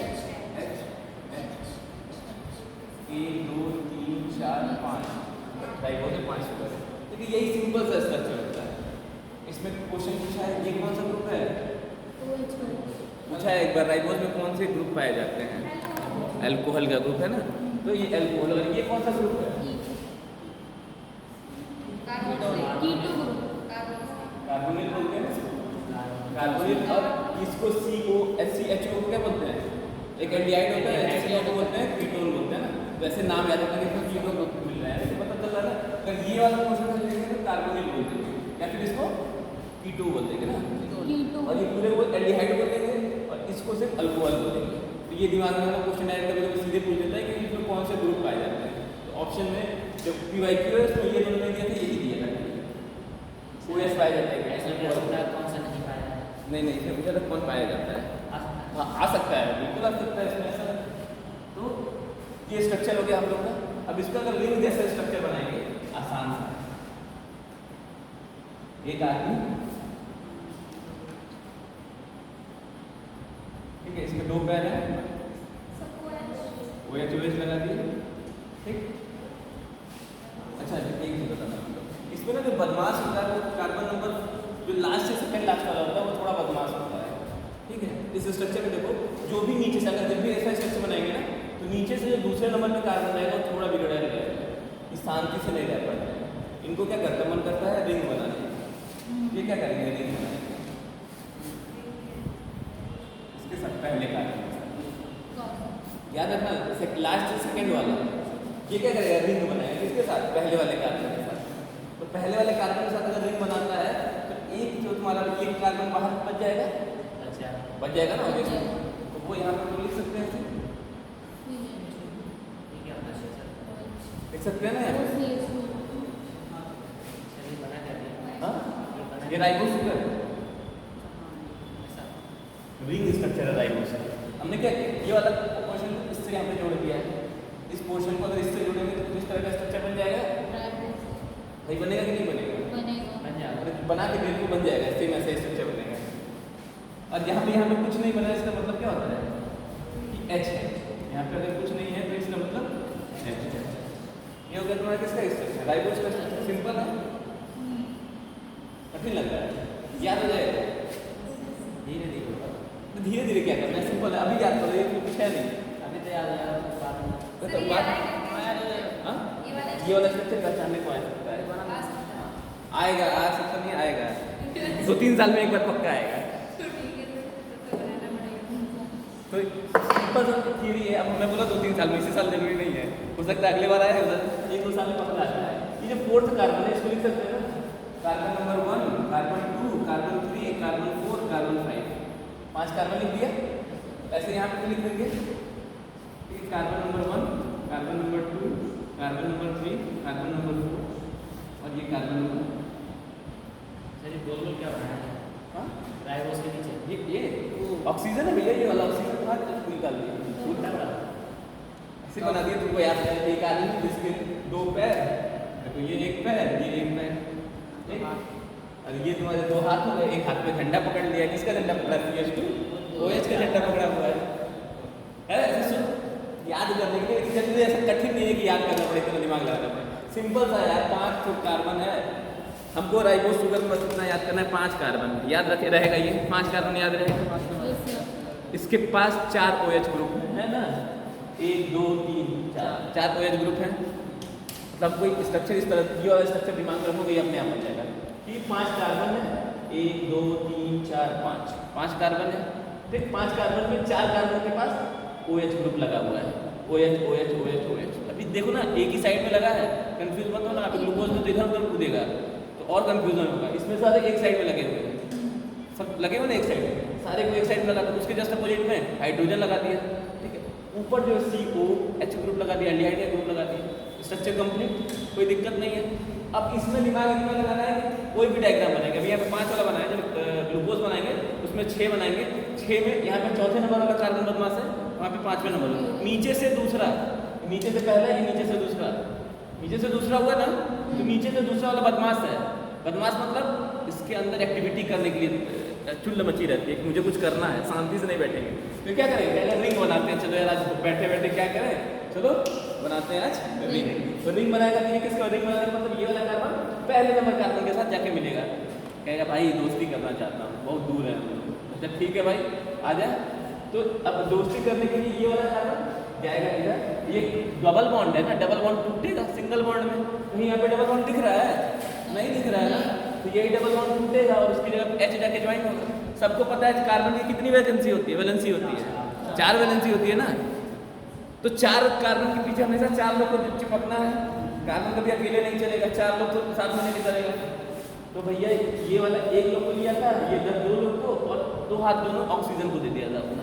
क्या मेरे पास 4 हाथ हैं पर 2 तो दे चुका हूँ, चल 2 तुझे दे देता हूँ। एक बंदा आया कहा भाई मुझसे भी दोस्ती कर ले, तो अच्छा ठीक है मैंने एक को 2 हाथ दे के रखा है, चल उससे एक हाथ छीन के तुझे दे देता हूँ। तो उसने अपना एक हाथ जो ऑक्सीजन को 2 हाथ दिया था, एक हाथ उससे वापस लिया और उसको दे दिया, इस वाले कार्बन को दे दिया। ये रिंग जैसा स्ट्रक्चर बन गया। ये O है, सिंगल हो गया ना, यहाँ पे सिंगल बॉन्ड बन गया। ठीक, जहाँ जहाँ कोने हैं वहाँ पर कार्बन है। इस कोने का मतलब कार्बन, इस कोने का मतलब कार्बन, इस कोने का मतलब कार्बन, इस कोने का मतलब कार्बन। याद हो गया ना। अब देखो आसान है, सिंपल है, कुछ है ही नहीं इसमें। अब OH लगाते गए, बस लास्ट वाले में थोड़ी कहानी है। तो याद रखना कि झंडा लिया हुआ है दूसरे वाले हाथ में, झंडा किसका झंडा बना हुआ है, CH2OH का। अरे भाई ये है ना, देख लो झंडा कैसे बना। तो यहाँ पर देख सकते हैं C, तो CH2, C, ये वाला H, ये वाला H और ये वाला OH, इसको ऐसे लिख सकते हैं ना। ये झंडा ले लिया इसी चीज़ पे, एक यही चीज़ है, ये नीचे वाला पोर्शन है, ऐसा झंडे के ऊपर पकड़ लिया इसको। स्ट्रक्चर समझ में आया ना। अब देखो इसमें एक और होता है, राइबोस 2 टाइप के होते हैं, एक को बोलते हैं अल्फा राइबोस, एक को बोलते हैं बीटा राइबोस। एक को बोलते हैं अल्फा राइबोस, एक को बोलते हैं बीटा राइबोस। हाँ बस OH का खेल होता है इसमें। जो पोजीशन नंबर 1 है, हमेशा याद रखना, पोजीशन नंबर 1 कार्बन की पोजीशन नंबर 1, कार्बन की पोजीशन नंबर 1 OH के बाद इधर साइड। ये कौन सा साइड है, घड़ी ऐसी चलती है ना क्लॉकवाइज डायरेक्शन में। तो क्लॉकवाइज डायरेक्शन में पहला जो कार्बन आएगा उसको हम नंबर 1 कार्बन बोलेंगे। कभी इसको नंबर 1 कार्बन मत बोल देना, हमेशा क्लॉकवाइज डायरेक्शन में पहला कार्बन आएगा उसको हम लोग बोलेंगे कार्बन नंबर 1। कार्बन नंबर 1 पे अगर OH नीचे के साइड में है तो ये अल्फा कार्बन है, अगर OH ऊपर के साइड में चला गया तो ये बीटा कार्बन है। कहानी खत्म, यही डिफरेंस है। दोनों स्ट्रक्चर तुम लोग बनाना। सर आपने इधर तो सब OH एक साइड कर दिया, इसमें बनता है अल्फा कार्बन और बीटा कार्बन, अल्फा राइबोस और बीटा राइबोस, ये वाला स्ट्रक्चर इसी फॉर्म में तुम्हारे RNA ADN में पाया जाए। राइबोस है तो RNA में पाया जाएगा इस फॉर्म में, रिंग स्ट्रक्चर के फॉर्म में पाया जाएगा। OH ऊपर कर दिया। दोनों स्ट्रक्चर तुम लोग बना लेना, एक को अल्फा बोलना, दूसरे को बीटा बोलना। अल्फा राइबोस और बीटा राइबोस। अल्फा राइबोस में क्या रहेगा, अल्फा राइबोस में OH नीचे के साइड में रहेगा, बीटा राइबोस में OH ऊपर के साइड में रहेगा। ठीक,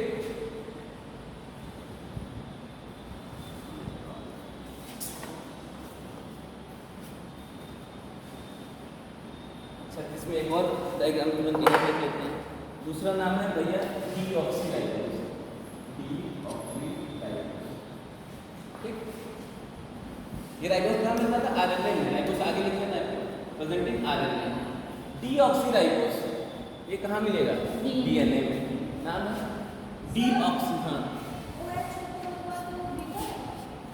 हाँ ये देखो, ये वाला जो बना हुआ है ये बीटा फॉर्म बना हुआ है। ये जो बना हुआ है बीटा फॉर्म बना हुआ है, इसके जस्ट अपोजिट वाला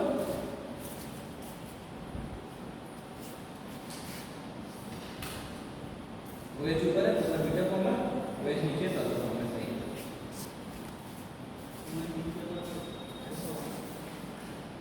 ये बीटा फॉर्म बना हुआ है, इसका जस्ट अपोजिट कर देना तो अल्फा बन जाएगा। ऐसा करो। अब देखो नाम है डीऑक्सीराइबोस। डीऑक्सी, डी का मतलब होता है कमी, ऑक्सी का मतलब ऑक्सीजन। ऑक्सीजन की कमी, अगर एक ऑक्सीजन गायब हो जाए तो हम लोग बोल देंगे डीऑक्सीराइबोस। इसमें एक ऑक्सीजन गायब कर देंगे तो डीऑक्सीराइबोस बन जाएगा। कौन सा ऑक्सीजन गायब करोगे, ये ऊपर बड़ा बड़ा दिख रहा है तो गायब कर दें? नहीं, डीऑक्सी में हमेशा कार्बन नंबर 2 से गायब करते हैं। हमेशा याद करना, कार्बन नंबर 2 से गायब करते हैं। कार्बन नंबर 2 से एक को हटा दिया तो क्या बन गया, डीऑक्सीराइबोस। हाँ, इधर भी हटा दो 2 नंबर कार्बन से।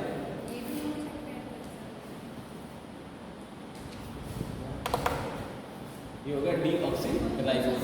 कोई काम चोरी नहीं करेगा, पूरा स्ट्रक्चर बनाएगा। ये बन गया तो चलो इसको हम भी बना लें। ये मेरे पास सिर्फ वो है, हमारे पास नहीं है, उनको फिर से पूरा बनाना है। डिफरेंस समझ में आया कि नहीं है? यस नहीं है, उसको नहीं है, वो कह रही है वो कह रही है।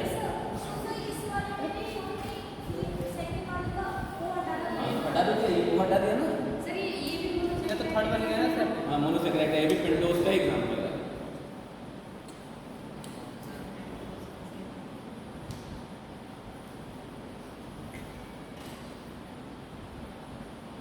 हमेशा याद रखना, कार्बन नंबर 2 पे हटाते हैं।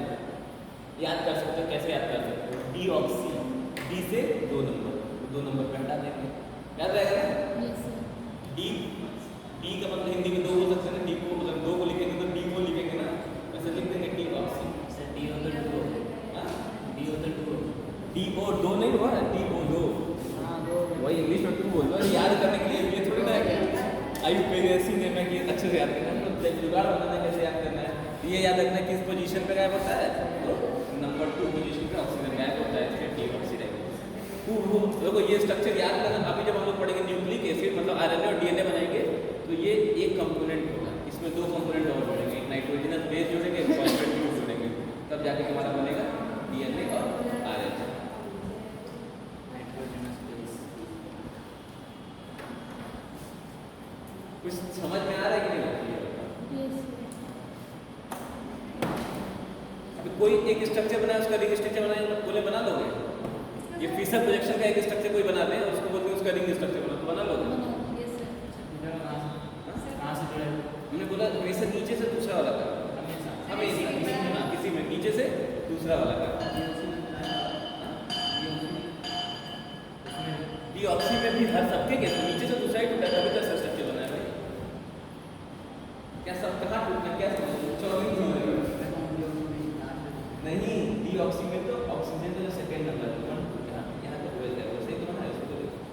जब साइक्लिक स्ट्रक्चर जब बनाना है तब लास्ट वाला स्ट्रक्चर ये वाला, क्योंकि ये थोड़ा एक्टिव होता है। जो एक्टिव लोग होते हैं वो बैठे नहीं रहते, वो दौड़ते रहते हैं, उसको मन करता है कुछ करने का, तो क्या करता है दोस्ती इसके साथ, कार्बन नंबर 1 के साथ, तो बनाता है रिंग स्ट्रक्चर। हो गया। अब अगला डायग्राम बनाते हैं ग्लूकोज का। ये तो हम लोग पढ़ रहे थे पेंटोस शुगर, ये क्या पढ़ रहे थे? पेंटोस। अब अगला जो हम लोग पढ़ेंगे वो पढ़ेंगे एक्सोस। पढ़ेंगे एक्सोस, पढ़ेंगे एक्सोस का एग्जांपल क्या होगा तुम्हारा? Glucose, fructose, galactose. सबका स्ट्रक्चर अपना बनाएंगे नहीं, खाली ग्लूकोज को बनाने का काम होगा। यस।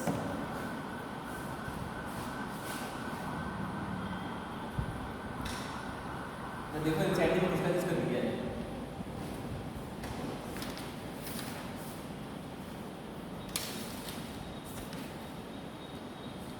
Ribose glycine amine. अरे वो सब तो अमाइनो एसिड है, ये सर ग्लूकोज और राइबोस।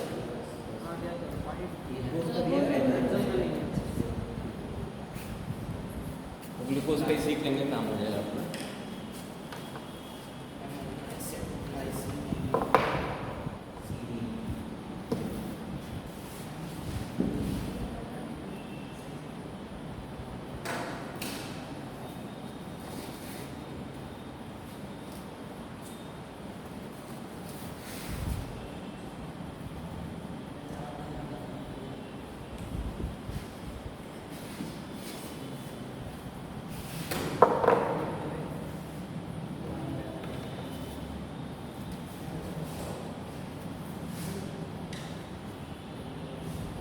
पढ़ते हैं स्ट्रक्चर ग्लूकोज का।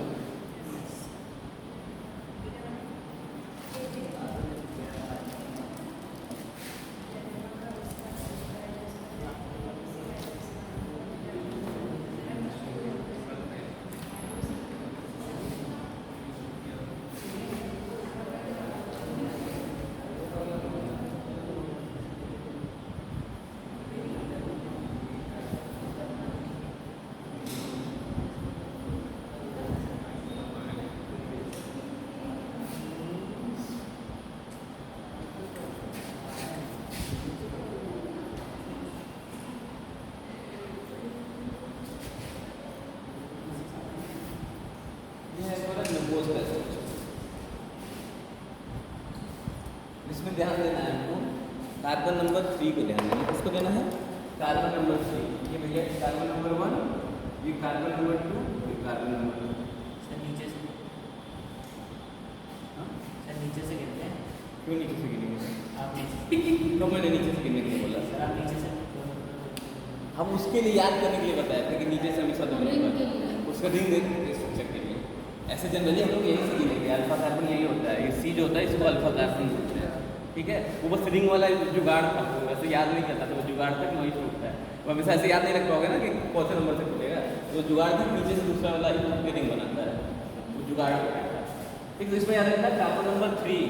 कार्बन नंबर 3 में OH OH OH OH, पर कार्बन नंबर 3 में H। इसने बदल दिया OH को दूसरे साइड में कर लिया। यहाँ पे देखो OH इस साइड में था, यहाँ पे कार्बन नंबर 3 पे H और OH का पोजीशन जो है बदल गया है। ठीक, तो ये है स्ट्रक्चर है ग्लूकोज का, ठीक है। अरे वही सेम स्ट्रक्चर जो हमने बनाया था उसके केस में वही सेम स्ट्रक्चर बनाया है, बस इसमें कार्बन का नंबर क्या कर दिया? 6 कर दिया है। ग्लूकोज 6 कार्बन का बना होता है, वहाँ राइबोस 5 से बना होता था। हमने पहले काम किया था, 6 कार्बन कर दिया। कार्बन 1 2 3 4 5 6 कार्बन बना दिए। 6 कार्बन बनाने के बाद हम देखेंगे 1 2 3, कार्बन नंबर 3 को देखेंगे। कार्बन नंबर 3 देखा, कार्बन नंबर 3 पे हमने क्या किया? हमें याद था उसमें सारे OH इस साइड पे रहता है ना।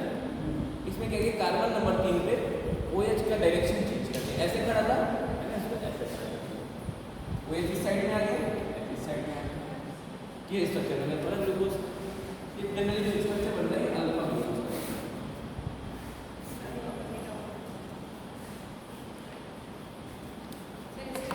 हाँ, इसका भी बीटा बना सकते हो। अल्फा भी जानना कोई दिक्कत नहीं है, मगर बीटा भी बना सकते हो। हाँ, रिंग ऐसा स्ट्रक्चर। हाँ, इसमें भी वही जुगाड़ है, नीचे से दूसरा 1 2 ये बदमाश है। हाँ, यही पूछ रहे थे। नीचे से ये जो टूटने वाला है ना, ये जुगाड़ है, ये याद करने का तरीका है।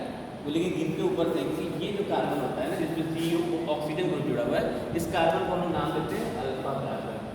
तो बोलते हैं अल्फा कार्बन।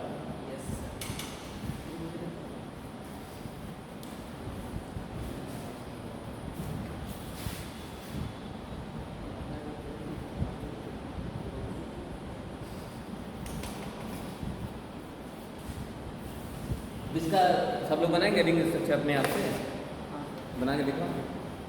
ध्यान देना, सारे पोजीशंस ध्यान देते हैं।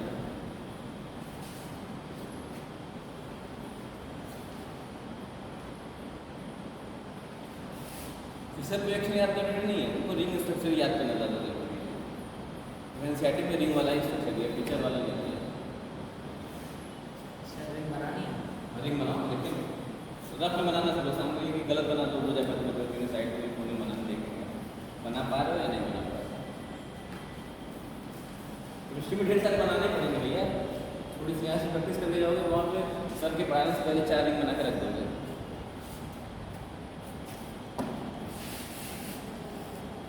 ये लड़का ईमानदार है, किताब नहीं किया, सही है। बन गया। मेरे मूवमेंट को रोक रहा है।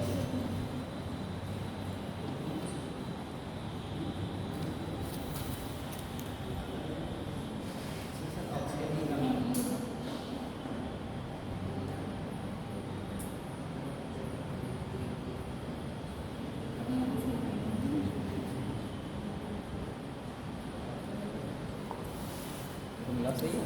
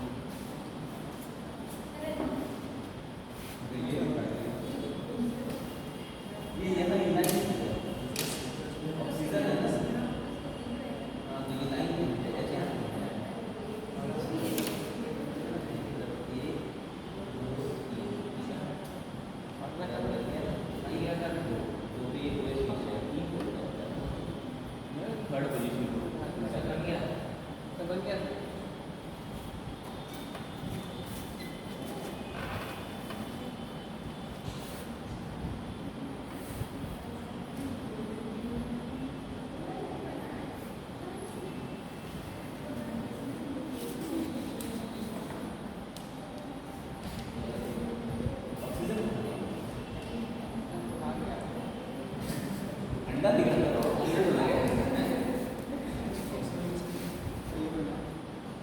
ये देखो कितने गिनो कितने निकालना है एक दो ऐसे कैसे नहीं कर मेरे को उसके बाद कितना सुंदर बनाया था सही गलती कर दी सही लगा हाँ सही हो गया कहीं भी नहीं लगा यही लगा ये ऑक्सीजन लगे पहले यहाँ से डालने गिनना था 1 2 3 तीसरे नंबर पर नोट कर दो यहाँ पे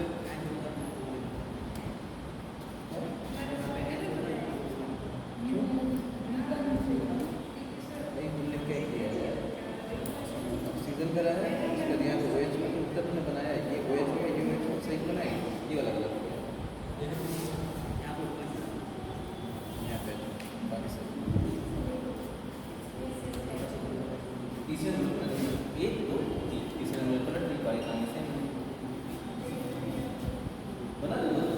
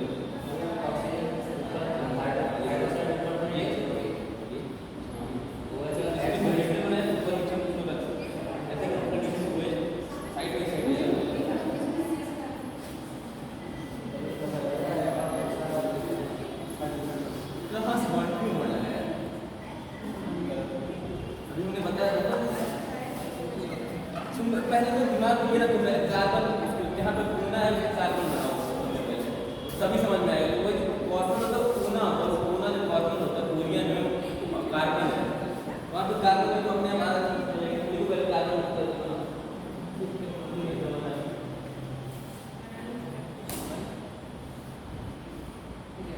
क्या बनाया भाई जबरदस्ती यहाँ पे लगा दिया ठीक कार्बन है ठीक कार्बन है लंबा ऐसा ये बना है क्यों बना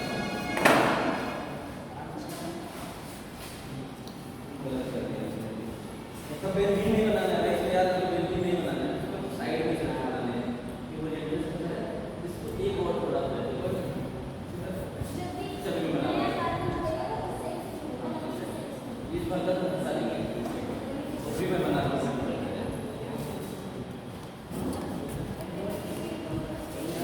तुम लोग दिखाई देते हो आवश्यक माना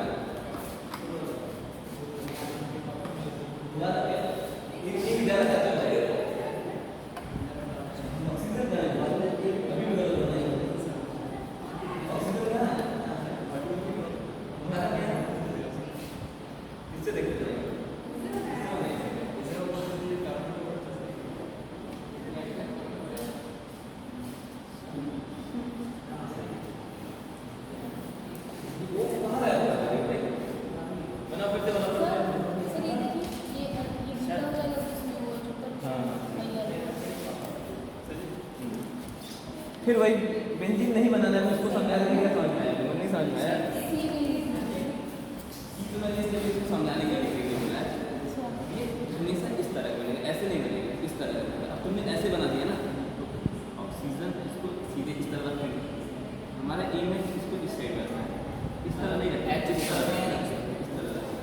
इस तरह से इसमें हॉरिजॉन्टली बनाएंगे, इसमें वर्टिकल बना दिया, क्या बोलते हैं हिंदी में लंबवत, और इसमें लंबवत बना दिया और समांतर। ऑक्सीजन तो बेटे ऑक्सीजन यहाँ पर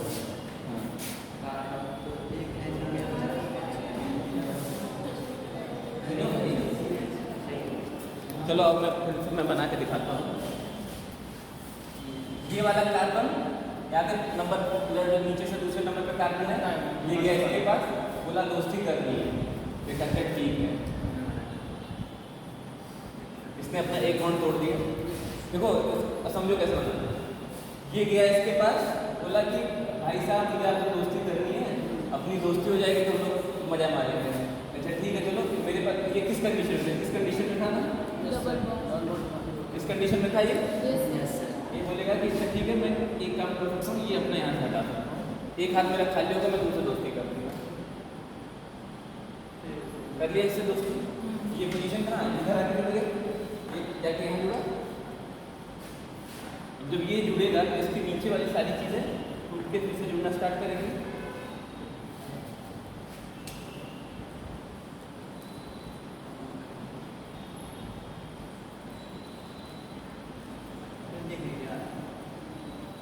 दिख नहीं रहा है, यहाँ पर रुमाल हुआ था सर।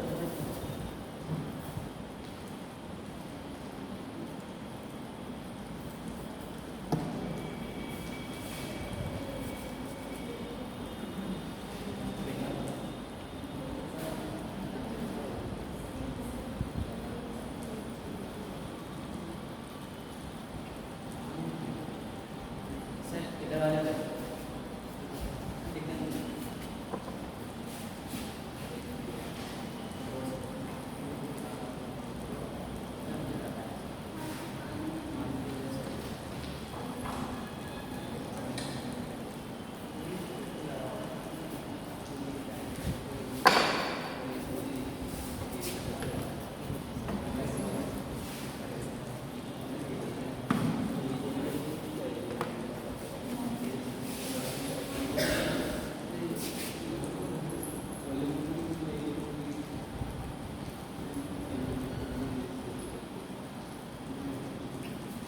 बना सकते हैं ना। हाँ सर। अब तो यहाँ पे एक कार्बन होगा, ये कार्बन है, ये कार्बन है, ये कार्बन है, ये कार्बन है, कितने हो गए, 1 2 3 4 5, ठीक है। इस तरह या इस तरह बना तो और अच्छा है।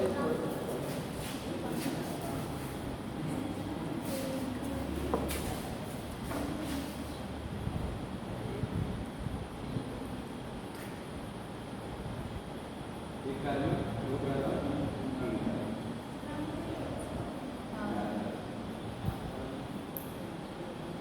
एक दो तीन चार पाँच और एक इसके ऊपर लगा देंगे, ठीक है। ये वाला कंडीशन समझ में आएगा, ऐसे बनेगा। Yes sir.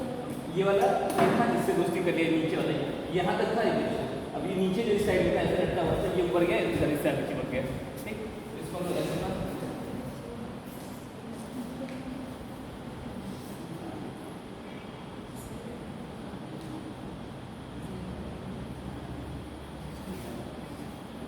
ठीक। अब क्या करेंगे हम लोग, करना चाहिए ये जो कार्बन होगा, कार्बन नंबर 1 होगा, अल्फा कार्बन होगा, ये कार्बन क्या होगा, एक नंबर अल्फा कार्बन होगा, OH नीचे ठीक। ये कौन सा कार्बन होगा, कार्बन नंबर 2 होगा, यहाँ H। OH। ये कौन सा कार्बन होगा, कार्बन नंबर 3 होगा, थर्ड कार्बन OH ऊपर और यहाँ पे H ऊपर, नीचे। यहाँ पे।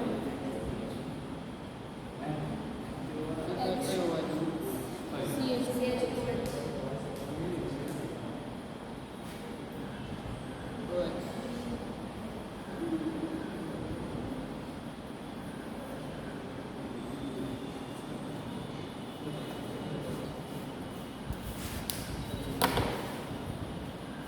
ठीक है, समझ में आया स्ट्रक्चर? नहीं आया? आ गया ना। देखो सिंपल कुछ किए नहीं है, कार्बन जोड़ दिया 1 2 3, तीसरे नंबर पर कहानी बदल देंगे, बाकी 4 5, पाँचवें नंबर पे ऊपर रख देना है। हमेशा जो ये झंडा रहेगा ये टॉप पे रहेगा, हमेशा झंडा रहेगा टॉप पे रहेगा। अब इसमें अल्फा ग्लूकोज का ये स्ट्रक्चर है, अगर बीटा का बनाना चाहें तो क्या करेंगे, इसको ऊपर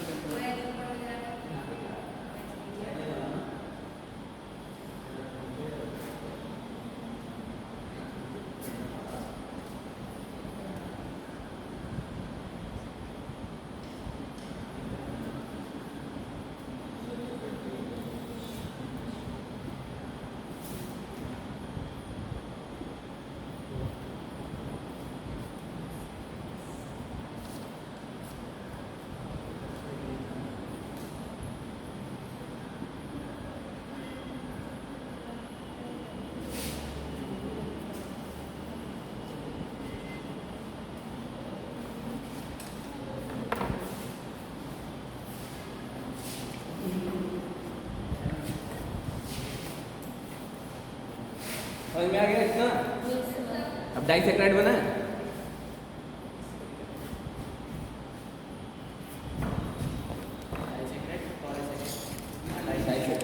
पॉलीसेक्राइड हम नहीं बनाते, एंजाइम के लिए तो हम नहीं बनाए। पॉलीसेक्राइड बनता है। पॉलीसेक्राइड में क्या करना है? स्ट्रक्चर कहाँ बनता है सर? क्यों नहीं बनेगा? उसका स्ट्रक्चर बनेगा, वीक जैसा स्ट्रक्चर बनेगा, कॉम्प्लेक्स स्ट्रक्चर बनता है, ब्रांच स्ट्रक्चर होते हैं। इतनी मेहनत हमको नहीं करनी है यहाँ पे, वो अब जो ऊपर पड़ेगा स्ट्रक्चर तो सबका बनता है।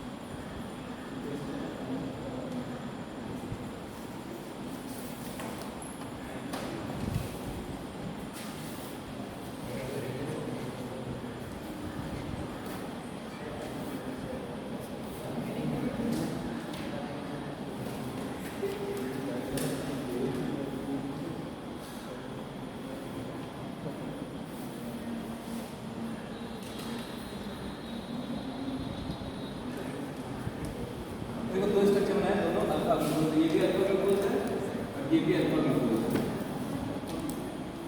सर इसमें डाइसेक्राइड नहीं है? बना रहे हैं किसमें पता नहीं। अब देखो क्या है, हमने बोला डाइसेक्राइड क्या होता है? दो मोनोसेक्राइड को आपस में जोड़ेंगे तो उसको क्या बोलेंगे? डाइसेक्राइड बोलेंगे। दोनों आपस में किसके थ्रू जुड़ेंगे? ग्लाइकोसिडिक बॉन्ड के थ्रू जुड़ेंगे। नाम याद रखो, ग्लाइकोसिडिक बॉन्ड। कौन सा बॉन्ड? ग्लाइकोसिडिक बॉन्ड के थ्रू जुड़ेंगे। अब क्या करेंगे? अपने को चाहिए पानी, ये दोनों आपस में आएंगे, निकालेंगे पानी। पानी कैसे निकालेंगे? ये OH, ये OH आपस में कहेंगे हेलो भाई हेलो, दोनों मिलकर क्या करेंगे? पानी बाहर निकाल दिया। पानी क्या किया? बाहर निकाल रहा है। क्या बचा यहाँ पे? एक O बचा ना, H O निकल गया, एक ही O बचा ना, बस कुछ नहीं कर रहे हैं। जोड़ देंगे तो एक को बचा रहा है।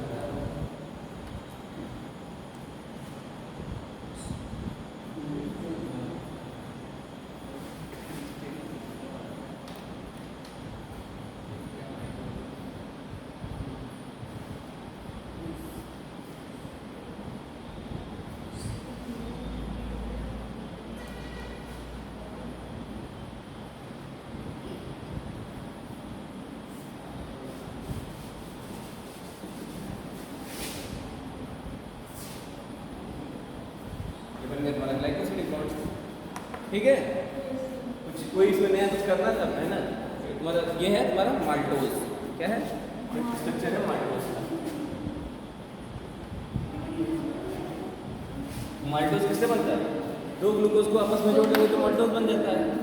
ये जो बॉन्ड है, ये जो ऐसा बॉन्ड होता है, ये वाला बीच में वो, इसको क्या बोलेंगे? ग्लाइकोसिडिक बॉन्ड बोलेंगे। देखो सिंपल है, इसका OH क्या हो रहा है? ये OH और ये OH, दो OH आपस में मिले, ठीक? दोनों आपस में जब मिले तो तुम्हारा क्या हो जाएगा? ऐसे कुछ बन जाएगा HHO। हाँ, वो एक ऑक्सीजन बचा, वो यहाँ पे आ गया। तो इसी को हम लोग, इसी बॉन्ड को क्या बोलते हैं? Glycosidic bond. हमें ख्याल करता है ग्लाइकोसिडिक बॉन्ड जब बनता है तो क्या निकलेगा? पानी निकलेगा, वाटर निकलेगा। ये याद रखना, दो चीज़ याद रखनी है। ग्लाइकोसिडिक बॉन्ड का स्ट्रक्चर कैसा होता है? बीच में O, ठीक? ये ग्लाइकोसिडिक बॉन्ड का स्ट्रक्चर है। और किसके थ्रू निकलता है? डिहाइड्रेशन। क्या बोलेगा यहाँ पे? कभी कभी डिहाइड्रेशन बोल देगा। डिहाइड्रेशन समझते हो ना? पानी की कमी हो ना, हिंदी बोलते हैं, भूल गए। ये डिहाइड्रेशन बोलते हैं, बॉडी डिहाइड्रेट कर गई है हमारी, कभी कभी नहीं धूप धूप में चल लो तो बॉडी डिहाइड्रेट कर जाती है, डिहाइड्रेशन हो जाता है। हेलोजन ही कर तो हेलोजन्स तो अलग होते हैं, वो थोड़ा बहुत पानी में जानता हूँ। क्लोरीन व्लोरीन जो होता है वो होता है कि क्लोरीन क्लोरीन ब्रोमीन क्या होता है, क्लोरीन क्लोरीन ब्रोमीन और क्या होता है, 7th ग्रुप होता था ना, क्लोरीन आयोडीन। बहुत दिन हो गया पड़े।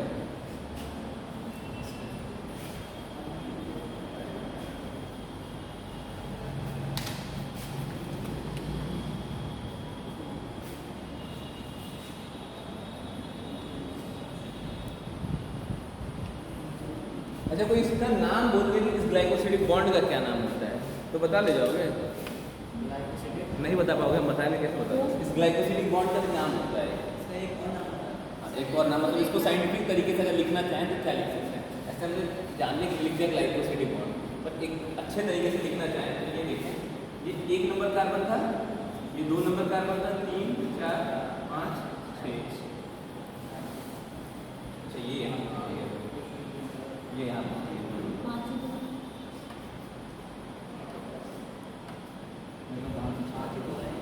हाँ ठीक है, तो ये नहीं था, ये लाइन किसी में कंफ्यूज हो गया था। ठीक है, ये 1 नंबर कार्बन और इसका ये 1 2 3 4, ये 4 नंबर कार्बन था। ठीक, दोनों कैसे थे?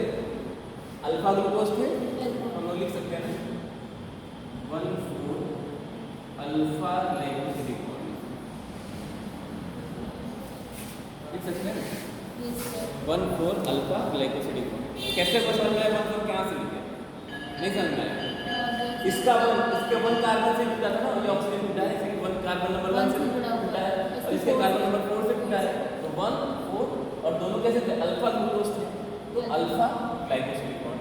यही जस्ट मतलब एक अल्फा रहता एक बीटा रहता लिखते alpha beta glycosidic bond. Clear है?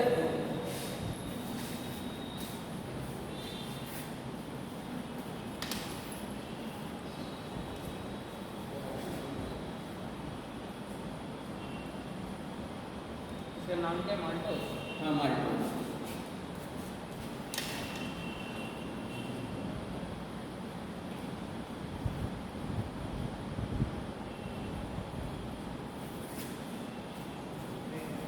जो कार्बोहाइड्रेट लगभग खत्म हो गया है, बस इसमें थोड़ा सा और जानना है पॉलीसेकेराइड के बारे में। ठीक है, किसके बारे में? पॉलीसेकेराइड के बारे में। पॉलीसेकेराइड में अभी हमने पढ़ा है 2 तरह के पॉलीसेकेराइड होते हैं, एक होता है होमो, दूसरा होता है हेटेरो। होमो मतलब जो अपने जैसे के साथ बॉन्ड बनाता है और दूसरा जो अपने से अलग के साथ बनाता है। ठीक, होमो और हेटेरो 2 वर्ड हो गए। अब होमो में हमने देखा था 2 टाइप, एक स्ट्रक्चरल और एक दूसरा स्टोरेज। स्टोरेज में हमने देखा था स्टार्च और क्या देखा था? ग्लाइकोजन और देखा था इन्यूलिन। तो 3 नाम पड़े हैं ना। ग्लाइकोजन जो हमारे बॉडी में बनता है, अच्छा हमारे अलावा कहाँ glycogen as a storage, food storage use होता है? पढ़ चुके हैं। हाँ, ग्लाइकोजन के ग्रेन्यूल्स बनते हैं उसके बॉडी में। फूड स्टोरेज जो होता है ग्लाइकोजन के फॉर्म में होता है, किसमें? ह्यूमन के अलावा, एनिमल के अलावा, एनिमल के अलावा। जो कौन कौन क्लासिफिकेशन सब लोग पढ़े हो ना, सब लोग क्लासिफिकेशन वाला पार्ट पढ़े हो ना, उसको छोड़ के बाकी सब लोगों को लगता है क्लासिफिकेशन पढ़े हैं यहाँ पे। मुनेरा, प्रोटिस्टा, फंजाई ये सब पढ़ा है ना यहाँ पे? नहीं पढ़ा है? कहाँ रहते हो? थोड़ा थोड़ा पढ़े। किसमें होता है याद करो? बैक्टीरिया पढ़ा है सबने? बैक्टीरिया में हमें बताया था ना, जो फूड स्टोरेज होता है इन the form of glycogen granules के फॉर्म में होता है। वहाँ पे भी बैक्टीरिया में भी जो फूड स्टोरेज का फॉर्म होता है वो ग्लाइकोजन होता है। ह्यूमन में और बैक्टीरिया में 2 जगह ग्लाइकोजन। स्टार्च किसमें होता है? प्लांट में। और एक प्लांट है जिसका अलग नाम है, जिसको डहेलिया बोलते हैं। डहेलिया का जो रूट होता है वहाँ पे इन्यूलिन के फॉर्म में, इन्यूलिन।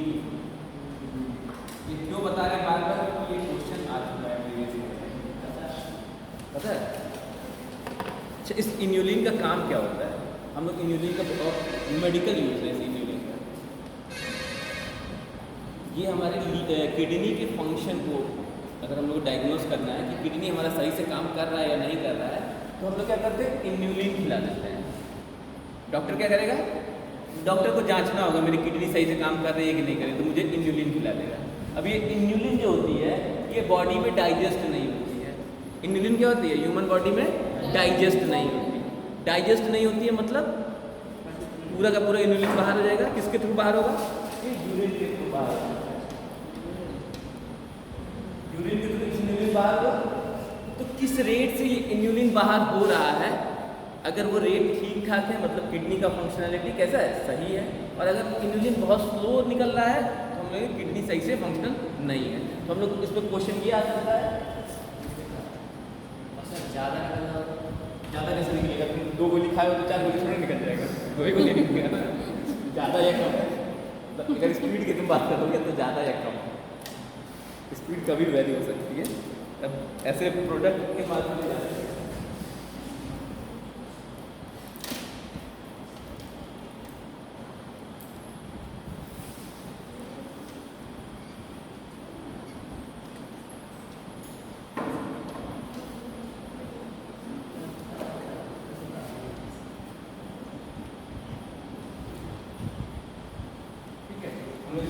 डायग्नोस कर सकते हैं फंक्शन ऑफ किडनी को। ठीक है, 2 एग्जाम्पल हमने पढ़े थे। ये हो गया इन्यूलिन। अब हम लोग एक चीज़ देखेंगे, उसमें पढ़े थे स्ट्रक्चर में। स्ट्रक्चर में एक नाम था हमारा क्या? सेलुलोज, याद है? दूसरा क्या था? पैक्टिन। क्या नाम था? पैक्टिन। पैक्टिन नाम था। स्ट्रक्चर बनाया था 2 तरीके, काइटिन। तीसरा बताओ। पेप्टाइडोग्लाइकन। पेप्टाइडोग्लाइकन ये दोनों जो तुम्हारे क्या है? ये होमो है। और ये क्या है तुम्हारा? हेटेरो है। ये होमो है, ये होमो है, ये हेटेरो है। मतलब समझ में आ रहा है? होमो और हेटेरो का मतलब क्या है?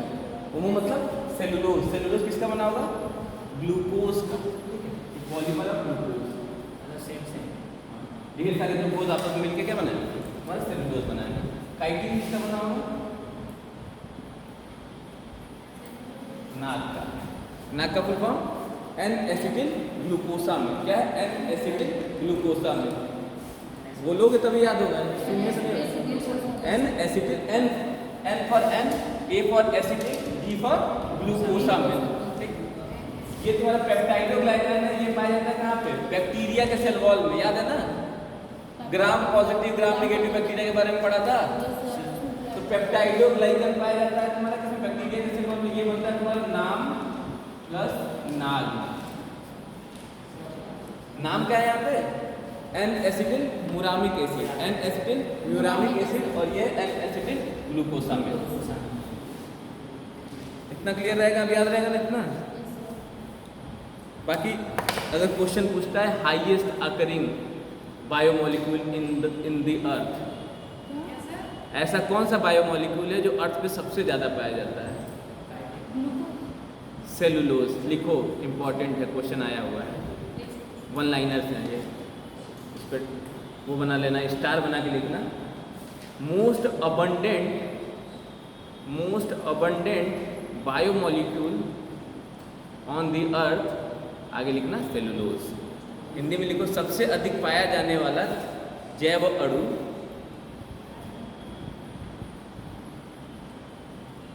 धरती पे सबसे ज़्यादा पाया जाने वाला जैव अणु, आगे लिखना सेलुलोज। इंग्लिश में क्या बोले थे? स्टार्ट कर दिए। Most abundant biomolecule on the earth, most abundant biomolecule on the earth dash cellulose. Most abundant protein on the earth, most abundant protein on the earth rubisco.